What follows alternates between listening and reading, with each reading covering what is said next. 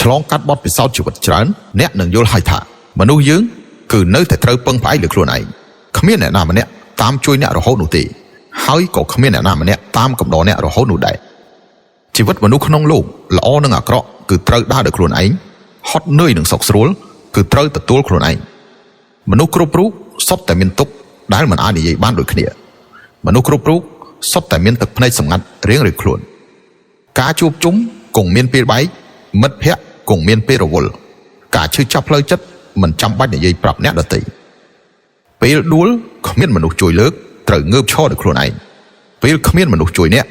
ត្រូវខិតខំប្រឹងប្រែងដោយខ្លួនឯងមនុស្សដែលមិនយល់ពីអ្នកចេះតែសើចចំអកឲ្យអ្នកមិនមានបទពិសោធន៍ដូចគ្នា